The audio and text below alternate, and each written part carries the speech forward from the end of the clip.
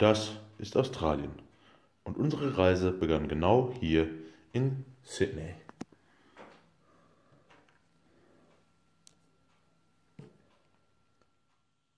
Nach dem Opernbesuch konnten wir uns also den ganzen Tag Zeit nehmen, um mit dem Auto die Ostküste Richtung Norden zu fahren.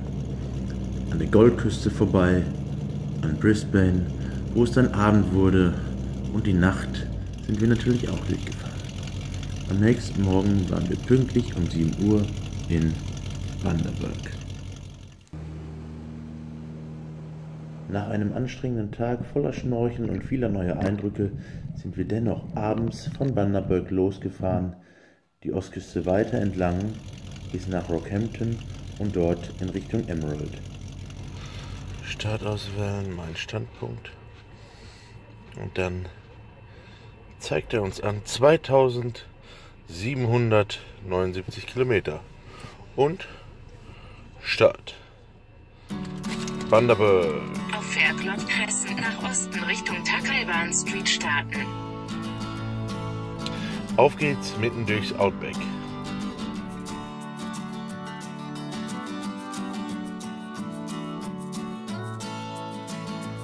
Willkommen in Australien, wo die Kängurus einfach auf der Straße sitzen und nichts machen. Hier mal 2 Kängurus hautnah. Solche Giganten findet man hier im Outback in Australien.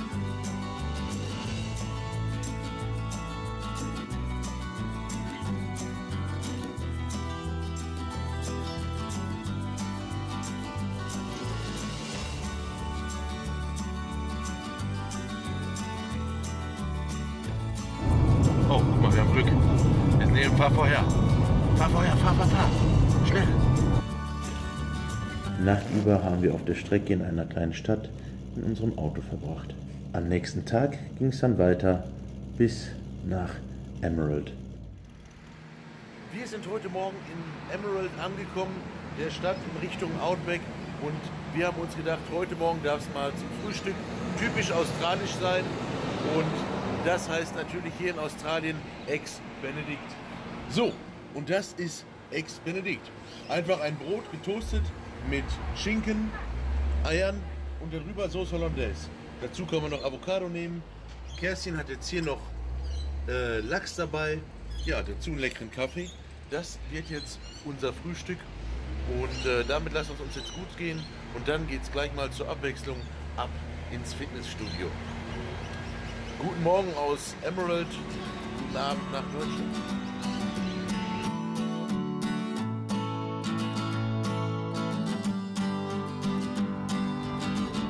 So, nach einem kleinen Zwischenstopp in Emerald geht es jetzt weiter.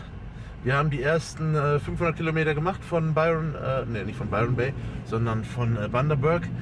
Jetzt noch 2200 Kilometer und dann sind wir in der Mitte Australiens am Ayers. Rechts abbiegen auf Gregory Highway, Hospital Road. So, danke an mein Navi. Jetzt weiß ich, wo ich herfahren muss. Ihr schon? Nach 150 Metern rechts abbiegen auf Brief Street. Danke. Rechts abbiegen auf Brief Street. So, ab zum Ayers Rock. Wir haben jetzt hier noch ein paar Freunde besucht, weil ich ja damals vor 2 Jahren hier Cotton Picking, also Baumwolle geerntet habe. Und jetzt heißt es wirklich Gas geben. Es ist zwar schon heiß hier bei knapp 37 Grad, aber wir wollen es noch heißer. Deswegen ab ins Outback, ab zum Ayers Rock.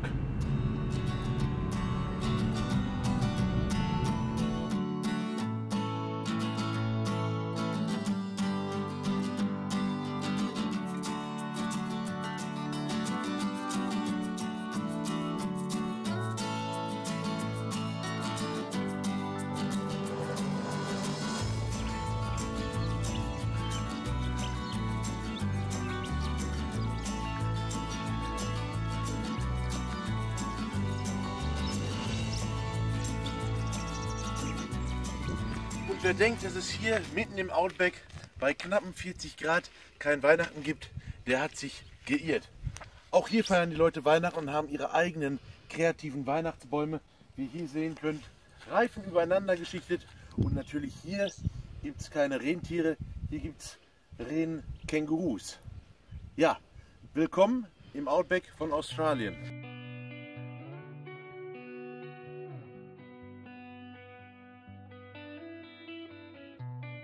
In your eyes there's a heavy blue, one to love and one to lose.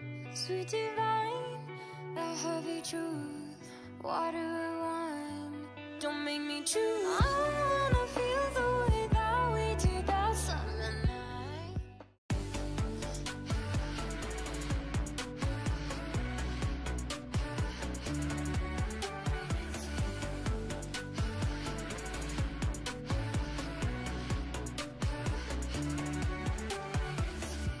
Your fingertips. Willkommen in Australien, wo die Kängurus einfach auf der Straße sitzen und nichts machen. Hier mal 2 Kängurus hautnah. So, guckt's euch an. Weg sind sie, einer nach links, einer nach rechts. Wir wollen jetzt keine Kängurus jagen, aber da ist er.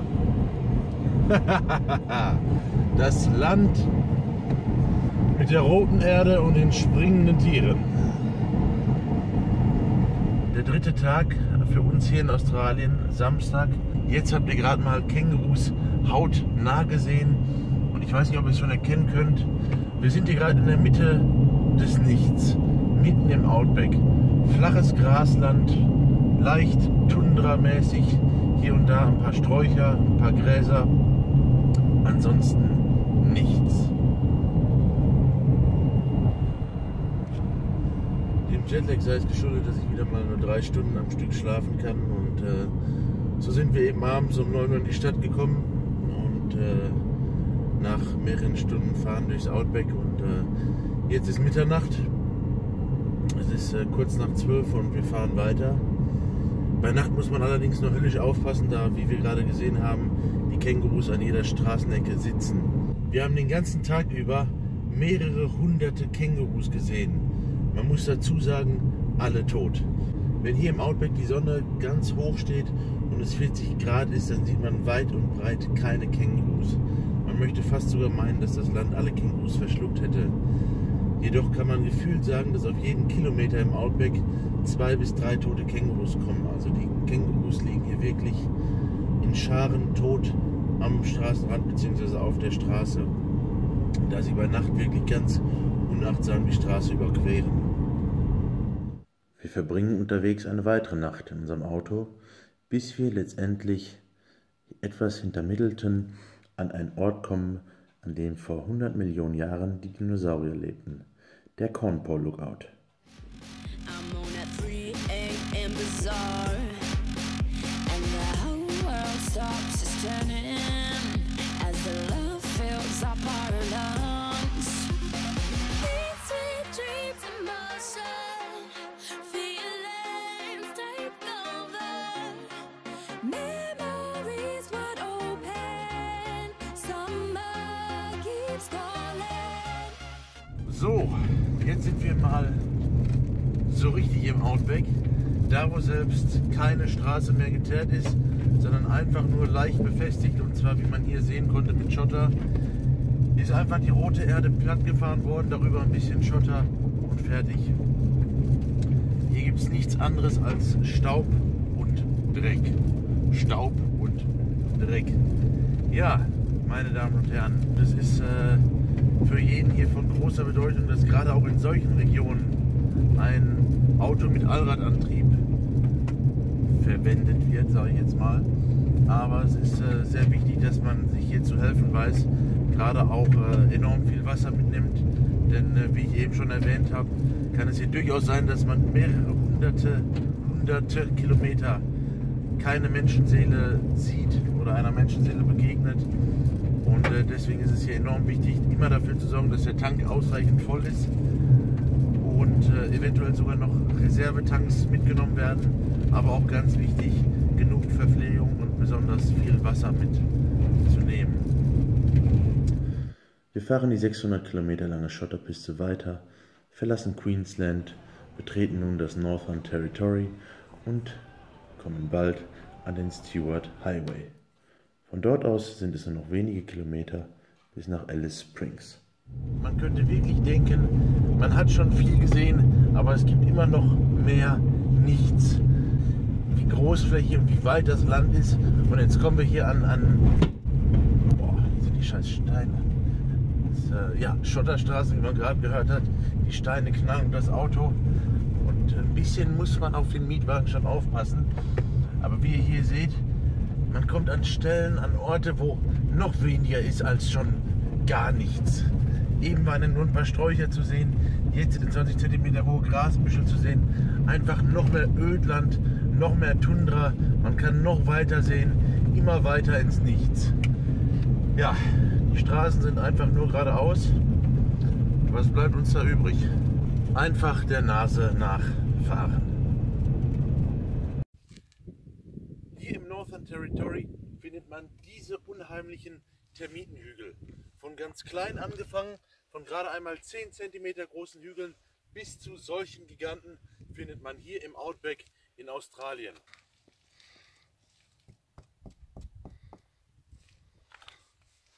Vergesst alles, was ich gerade gesagt habe, denn jetzt zeige ich euch den ultimativen australischen Termitenhügel.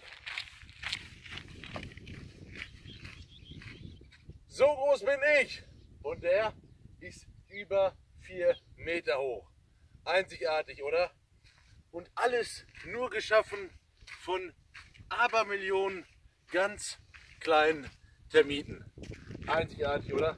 Sowas erlebt man wirklich nur in Australien. Nachdem wir nun mehrere Kilometer, es waren knapp 600 Kilometer Schotterpiste hinter uns gelassen haben, kehren wir nun auf den Stewart Highway. Einen der bedeutendsten Highways in der Geschichte Australiens. Denn dieser entstand ursprünglich aufgrund der Telefonleitung, die damit Adelaide bzw. Australien mit dem Rest der Welt verknüpfte und Australien somit zu einem modernen Kontinent machte, der endlich auch komplett mit Europa verbunden war.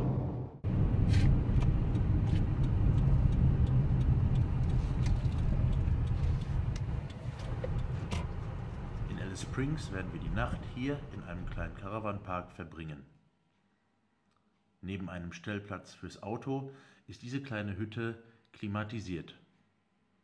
Mit 4 Schlafplätzen ausgestattet, einem Fernseher, einem Badezimmer und einer Küchenzeile.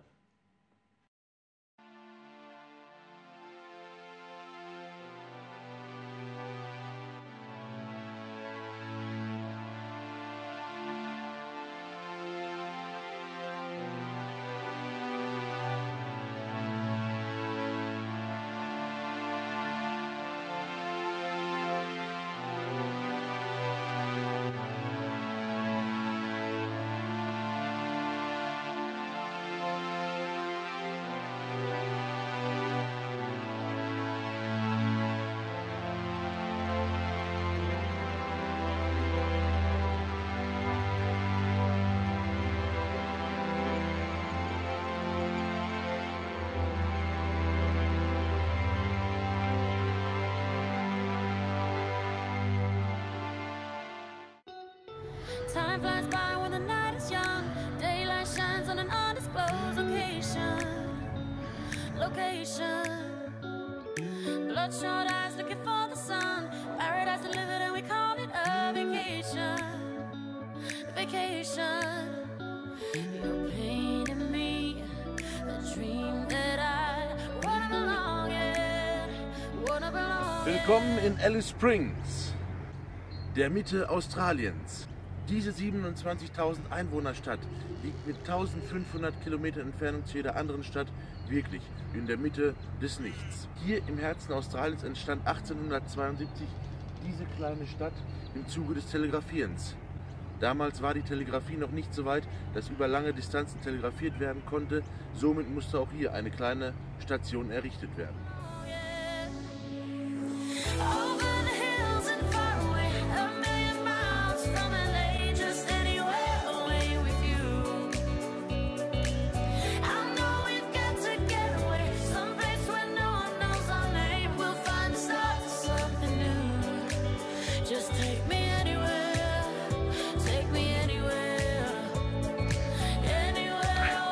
Wer so viel Auto fährt wie wir, der sollte natürlich auch darauf achten, wenn man tagelang nur im Auto sitzt, dass man auch zwischendurch mal ein bisschen Sport macht. Wir beide sind gerade joggen gewesen und das hier in Alice Springs. Natürlich einzigartig, eine ganz andere Umgebung als zu Hause und deutlich mehr Motivation. Wir besuchen nun die Telegrafenstation von Alice Springs. Diese Telegrafenstation wurde zwischen 1885 und 1905 gebaut. Als besterhaltene Telegrafenstation dieser Gegend steht sie unter Denkmalschutz und gibt uns einen Einblick in das isolierte Leben der Pioniere, dank deren Hilfe die telegrafische Verbindung zur übrigen Welt hergestellt werden konnte. Das ist das Post- und Telegrafenamt, das Herz der Station. Hier gingen Morsemeldungen ein, wurden verstärkt und weitergeleitet in den Rest der Welt. Mit Hilfe des Morseapparats und langen oder kurzen Klopfzeichen wurden kodierte Meldungen zur nächsten Telegrafenstation gesandt. Schon unglaublich, dass vor über 100 Jahren die Menschen diese Telegrafenmasten nur mit Hilfe von Pferden entlang des Stuart Highways errichteten. Von Alice Springs ist es nur ein halber Tag Fahrt den Stuart Highway entlang bis zum Ayers Rock.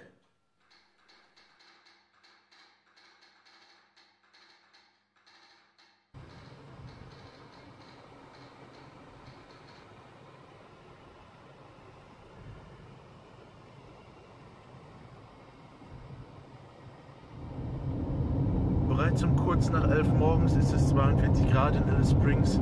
Wir verlassen nun die wunderschöne Stadt und machen uns auf den Weg zum Ayers Rock. Von hier aus sind es knapp 470 Kilometer bis zum Roten Felsen.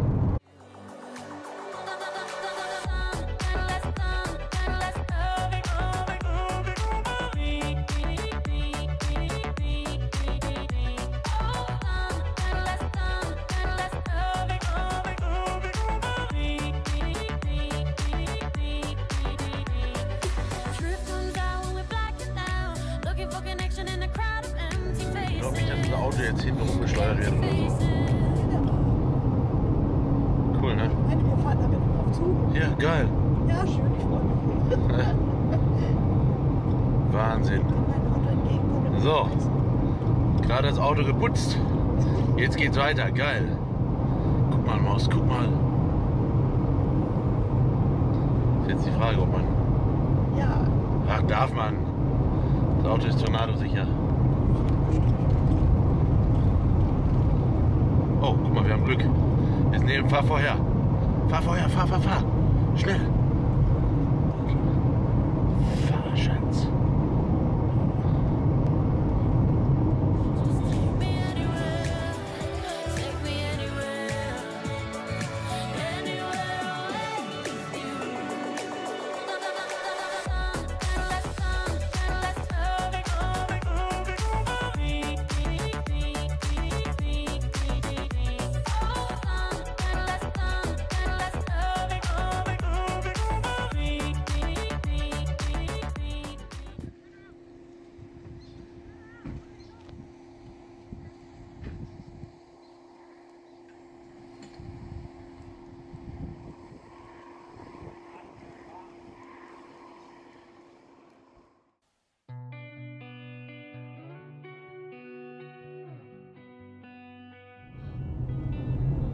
Der Ayers Rock.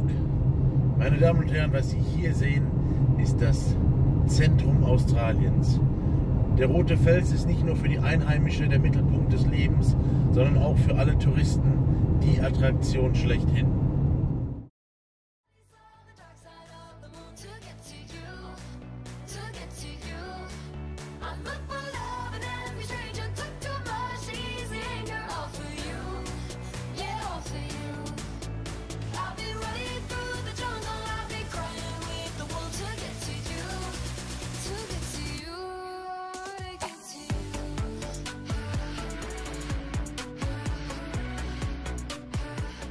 Auch jetzt beginne ich zu verstehen, warum er für die Aborigines bzw. für die Eingeborenen so magnetisierend bzw.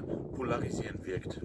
Insgeheim heißt es, wenn man diesem Berg ganz nahe kommt, soll man ganz besondere Träume haben. Man soll von Dingen träumen, von denen man zuvor nie geträumt hat. Etwas Mystisches umgibt diesen Berg. Und auch die Leute, die schon einmal hier waren, behaupten, dass man nachts sogar ein ganz bestimmtes Sternspektakel hier beobachten kann, beziehungsweise dass sich der Himmel bunt färben soll. Alles nur um diesen Felsen herum.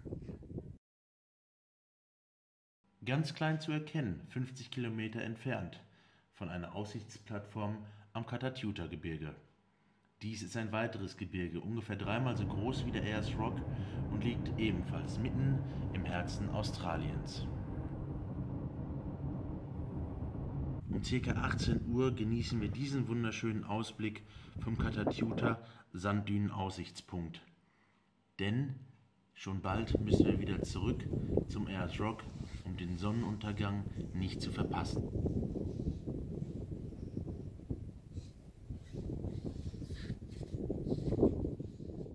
Wieder 50 Kilometer zurück am Ayers Rock werden wir nun den Sonnenuntergang am Car Sunset mitverfolgen.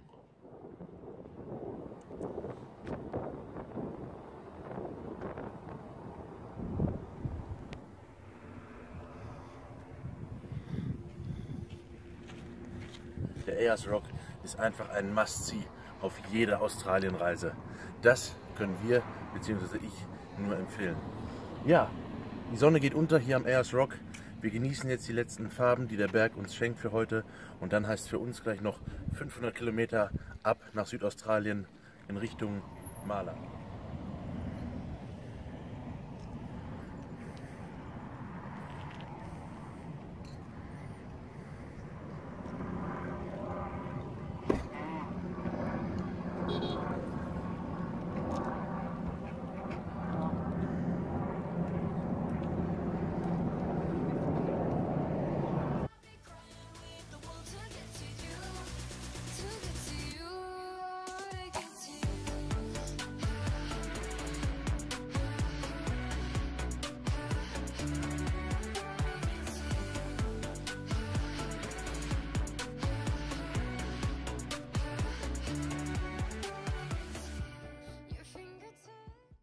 Nach ein paar aufregenden Stunden am Ayers Rock und am Catajuta-Gebirge heißt es für uns nun noch um 9 Uhr abends auf ins Auto und so weit es geht in Richtung Süden.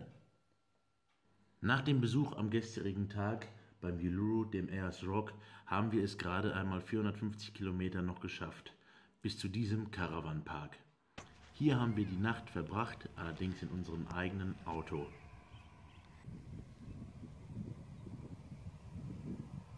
Jetzt, am nächsten Morgen, heißt es bereits in der Früh um 6:30 weiter in Richtung Coober Pedy.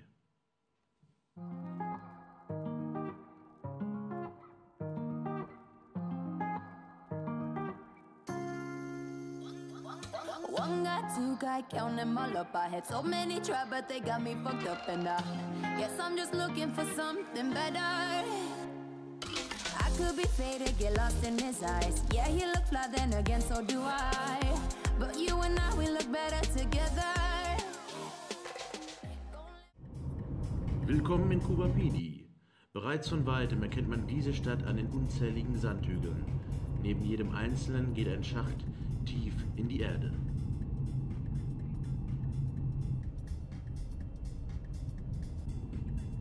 Hier besuchen wir die Omuna Opalmine.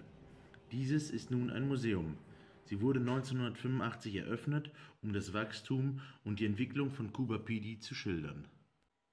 Das Foto direkt am Eingang zeigt australische Ureinwohner, die bis 1945 in dieser Gegend unterwegs waren. Das Finden von Opalen zog viele Abenteurer aus aller Welt an, die ihr Glück in Coober Pedy versuchen wollten.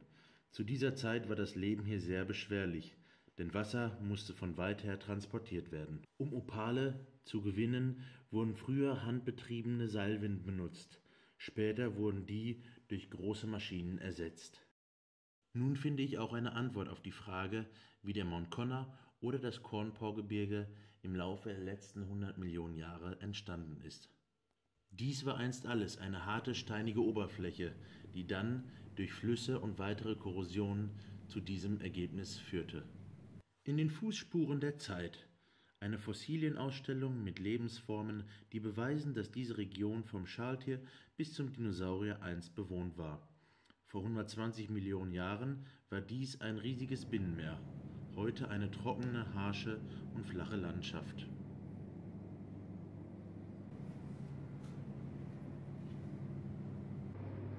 Ebenfalls Bestandteil dieses Museums ist der Opal-Shop mit einer großen Auswahl an verschiedenen Opalen, wunderschönen Schmuckstücken und Souvenirs. Als Beispiel: diese beiden faustgroßen Opale kosten zusammen $100.000.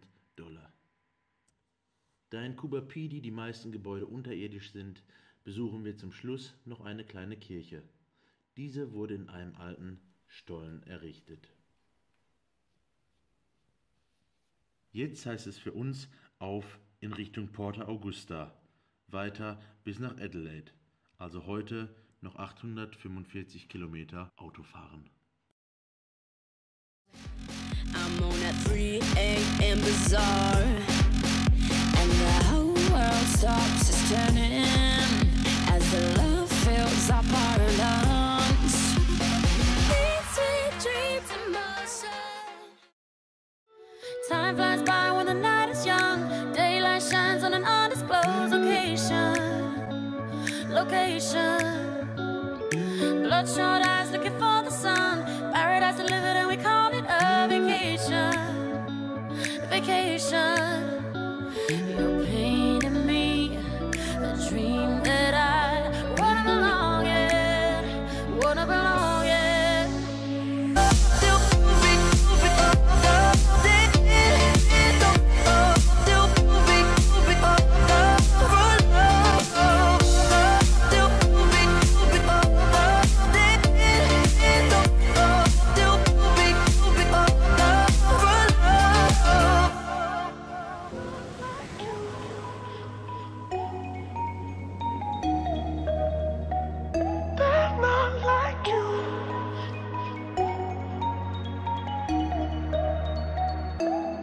Met someone new, I shook his hand.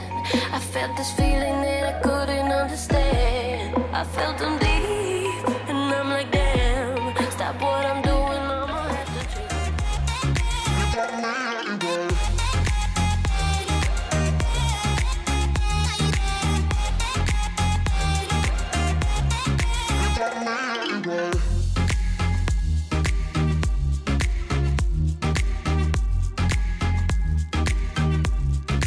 Got me